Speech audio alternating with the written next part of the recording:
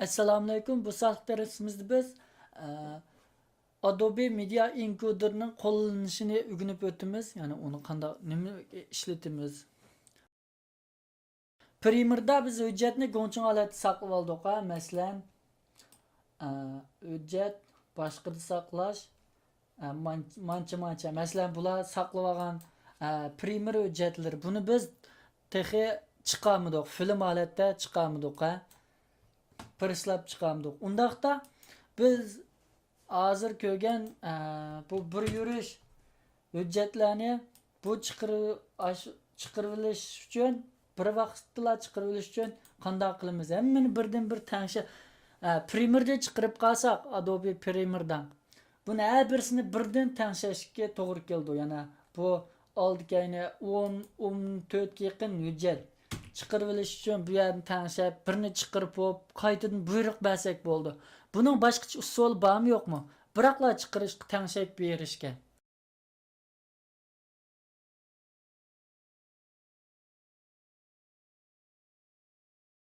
Masalan, biroqlar chiqarishga buyruq berib qo'yib, biz sirtlarga chiqib kirish yoki boshqa ishlarni qilishga bo'lamdiyaqmi?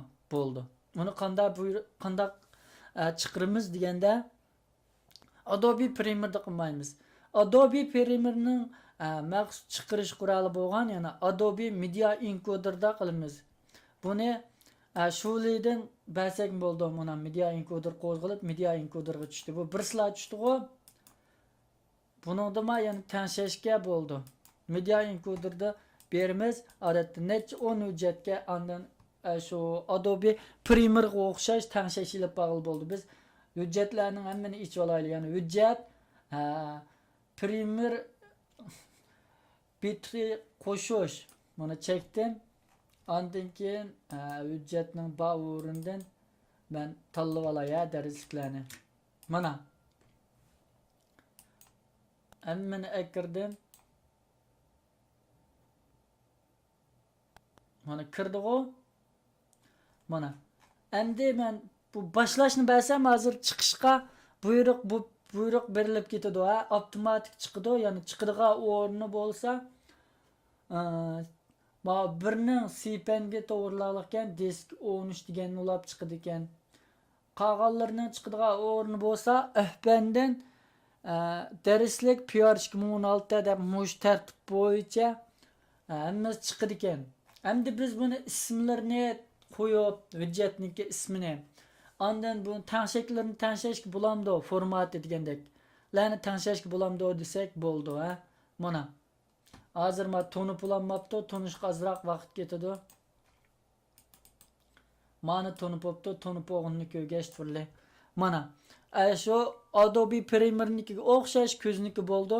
Bu yerning formatini tanishishga bo'ldi, yana qaysi formatni chiqaramiz,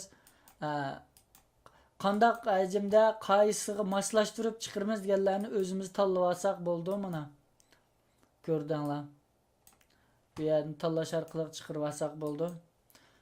Mana tanlashni qilib muqim. Odatda shu nimaga o'xshaydi, Holatda to'liq kirib bo'lmabdi. Kirishga ozroq vaqt ketdi. Sal saqlagandan keyin chiqarsak bo'ldi. Buni hujjat saqlaydigan o'rinni tanlash xalqancha tanlab bersak bo'ldi. Tanishib bersak bo'ldi.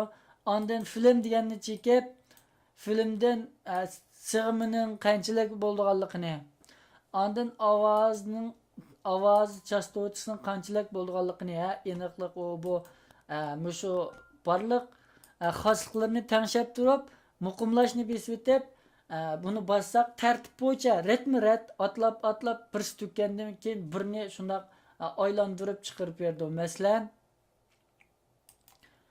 aylantirib chiqarib berdi. Masalan, men besvetdim, aylanib bo'lib keyin o'tdi. Buningga ozroq vaqt ketdi.